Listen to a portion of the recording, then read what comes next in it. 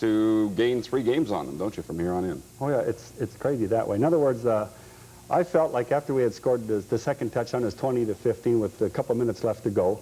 I looked up at the clock a number of times. We felt that if we could stop those guys, get the ball back, they were a little bit in disarray, that we could go down and score again. We were thinking that way offensively. And then I thought, well, look up there, and the worst that it could be that we're going to lose the battle but win the war. In other words, we're going to win the series because it's a 5-point spread. Then when Milson Jones makes that catch on a little dump off and a little pick pattern and runs it all the way, that was a devastating thing. I could feel that everybody, like, you can feel, and that's why I like the environment here at Taylor Field. You could feel everybody was in there with us, eh?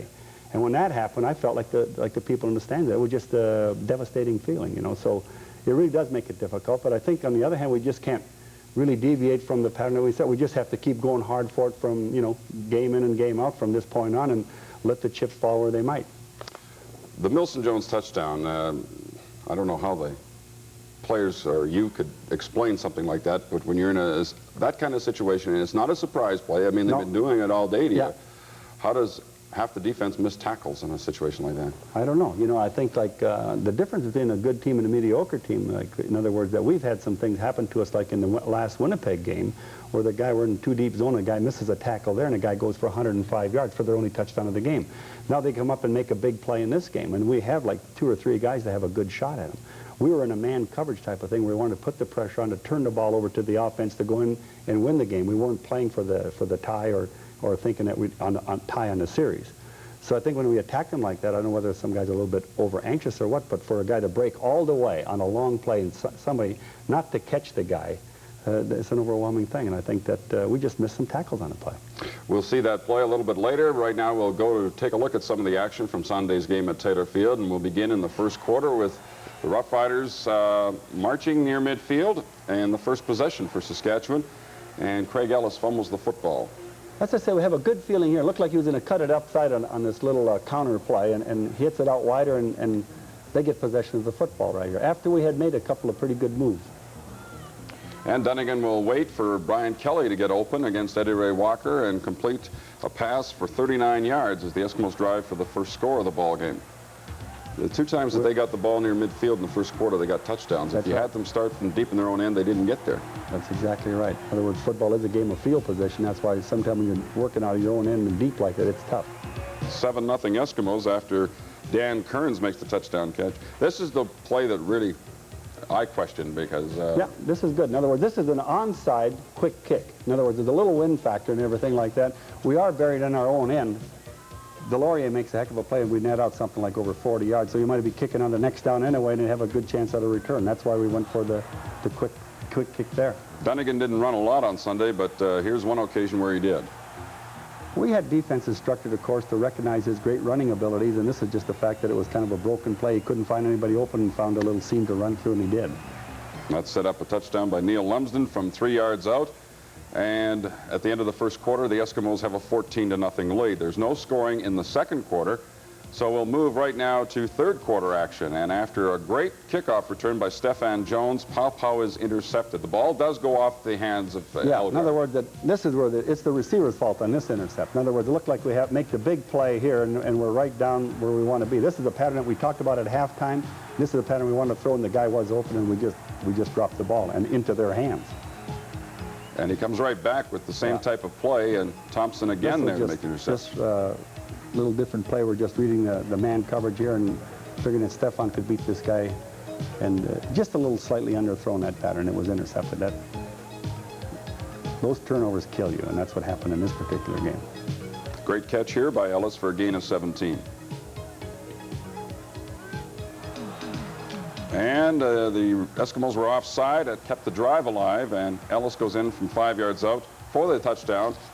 And it's now 14-7 in favor of the Eskimos. We're still in the third quarter. Now, a big punt return here by Chris Woods. Yeah. So this is what we were talking about a little earlier. In other words, you're giving a guy a chance like on a regular punt return here, and they just took it up. We just missed a tackle here, and we just not down under there. We had been playing our coverages fairly well, you know, and I felt pretty good about it. We were punting a little bit better, and we broke down on that one, and that hurts. Got a field goal out of that, so the Eskimos increased their lead to 17-7, and Pow goes to Elgard for a gain of 33. This drive stalled, and Ridgway hit the upright with the field goal attempt. Now we move to the fourth quarter. Pau goes to DeFrance for a gain of 20. Yeah, those missed field goals, we had 2 missed field goals, and that really killed it. That took us away from 5 points, too. Had you hit the 2 field goals, you would have been tied at 20. Then you look at things differently defensively. 17-8 at this point, and again, Dunnigan finds Dan Kearns. Just playing as a tight end and a wing-back set, and he beats us for another big play. Defense comes up big for you here. The second play in a row, Dunnigan is sacked by Eddie Lowe. He pushed them He just takes off, and Eddie just makes a good rush, and he's a tough guy to contain. They got a field goal. It's now 20-8. DeFrance for 23 yards. So I felt like we were starting to move the ball again. In other words, I thought in the whole second half, I thought that's why we kept Joe Pau in there. He had a good handle on the game. He felt, this is a 3rd and short, and they're in what we call a 2-man coverage. They were covering everybody man and 2 guys deep, and he just took off running and made the first down. Now it's the Stephon Jones down in the corner. Stephon beats the coverage here and makes a good catch. Sets us up for the... If he would have been able to turn the corner, he had a touchdown, but his momentum took him out of bounds. But Ellis puts it in the end zone. So now it's a 20-15 ball game. This is where you think your defense can keep you... Absolutely. Get the ball back, and we felt that we could move down and get another touchdown. There's the play right here. The guy wasn't even a good throw. He had to go back to get the ball, and we missed one here, missed one there, missed one here. And then on top of that, we can't run with the guy, and he just runs it all the way in. And like I say, that was the most devastating play of this year by far. I mean, it's not even close, but the total impact of that one particular play was just devastating. 27-15, the final score, and of course that puts you out of the picture as far as winning the season series against the Eskimos. Now, what about changes for the Winnipeg game, Jocko? Obviously there should be some based on the performance Sunday. Well, I think that we're looking, critically at when you're talking about changes, you're always talking about import personnel. You're talking about 14 import positions, and we're looking at a couple on either side of the ball, but maybe 1 or 2 on defense and possibly 1 on offense. And I think when you talk about change, you talk about upgrading things and everything like that, you're usually just talking about a couple positions, and that's what we're looking at. I felt like the last couple of ball games we have not played with the consistency that we have to have on defense. In other words, making some bigger plays on defense. And I think that we've lost a little bit of that in our last 3 losses. Offensively, we know we would sputter and things like that. And I think now that we got Pau and the availability of Homer Jordan, Homer will be playing more as we still feel that tandem of quarterbacks and get it done. If you think differently than that, then I think you really get yourself into a jackpot like they've done maybe in Toronto. Okay, I don't envy your position because now you're quite a ways behind the Eskimos, and you have to play the Bombers Sunday in Winnipeg. And the Bombers have just been shutting everybody down. In the last 4 ball games, they've only given up something like 30 points. So it's not going to be easy for you. Oh, no. I think that their rush defense has just been outstanding lately, and you gave the stats on it and everything. I know the last time we played them on Labor Day, we each only got 1 touchdown. I'm looking for a different type of game against those guys. I hope we can play as well defensively, and we have to prepare ourselves for the heavy blitzing scheme that they do have. And I think that we have the maturity to handle that a little bit better and move the ball on them. Of course, they can move the ball very well. Poplawski, a fine inside receiver. And, of course, they have great outside receivers as well. And James Hood has very nicely filled in for James Murphy. Yeah. And then, of course, Boyd is just outstanding. And they get the ball to Sean Kehoe as a back coming out of there. They like to use him. Reeves does everything well except catching the football. And I know, like in the last game, they tried him a couple times. He dropped 2 out of the 3 thrown to him.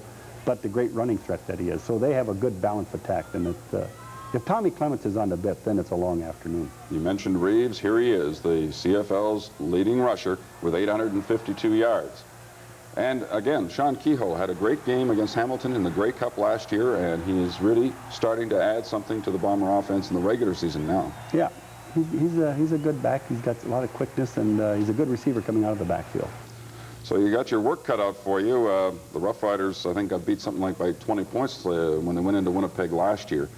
It's a must-win for you. It's obvious the situation you're in, and you can't worry about what Edmonton's doing. You're hoping they're losing while you're winning, but really the problem now is you're not in control of that destiny that you want. I think each and every week you just have to keep going forward and getting better and everything like that. You don't look back unless you plan on going in that direction, you know. So we just have to get all cranked up and get ready to play the Bombers. They're the best team in the country right now, and we got our work cut out. But I think that we'll play well. I mean, I just feel confident in that. I think we have to make a couple of changes, and we got some good players available to us, and we have to look at those guys. And this is another pressure situation. That's the way it is. Okay. We'll be back with more on Sports Journal in just a moment.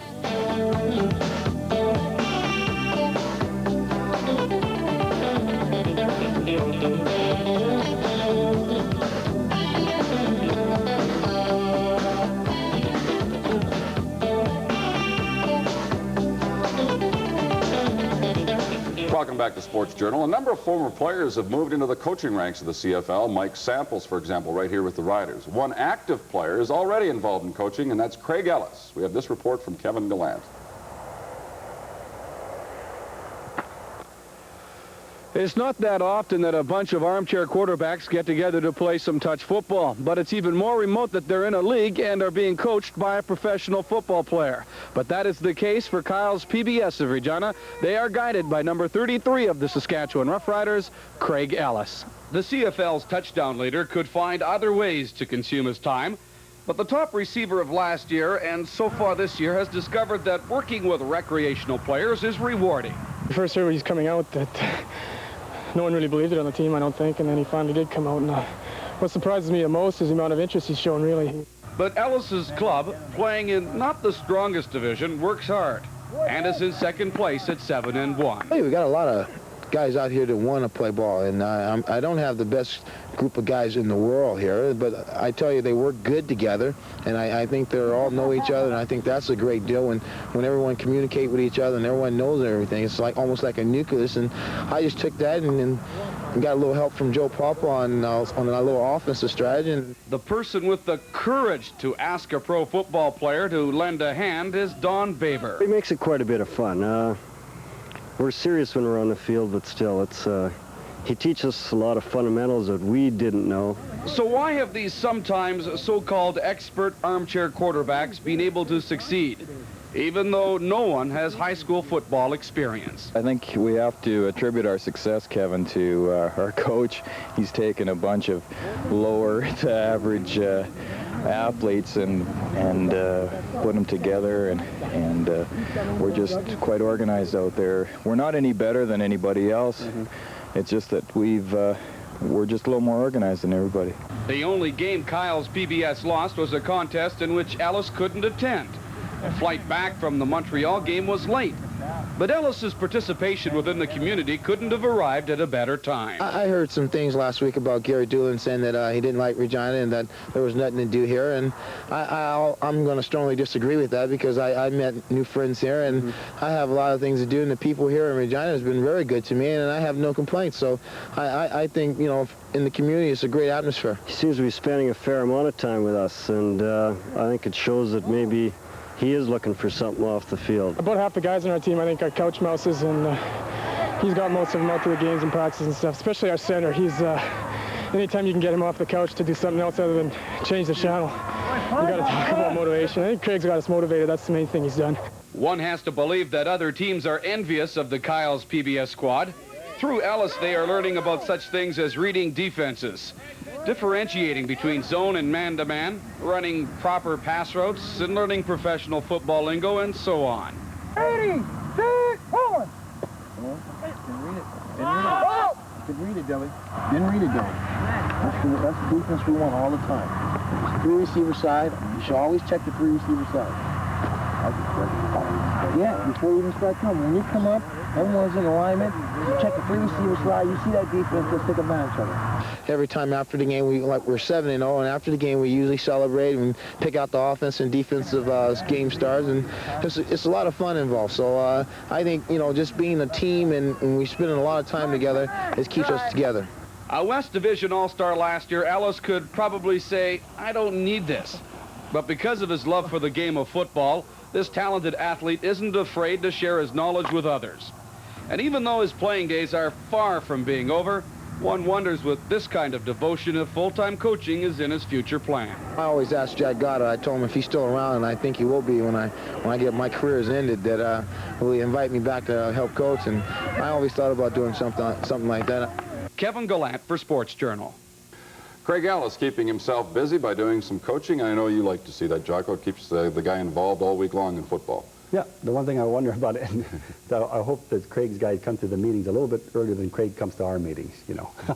No, but anyway, I think Craig is a student of the game, likes the game and everything like that, and it's good to see guys involved in the community one way or another.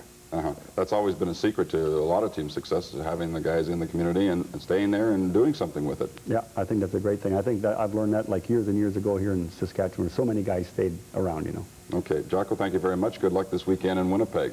Third-year pro Matt Dunnigan is leading the CFL in passing after 10 games. He's also third in league rushing stats. And even though he didn't have to run very much in Sunday's win over the Riders, I asked the Eskimo quarterback if the pounding he takes as a running quarterback is starting to wear him down.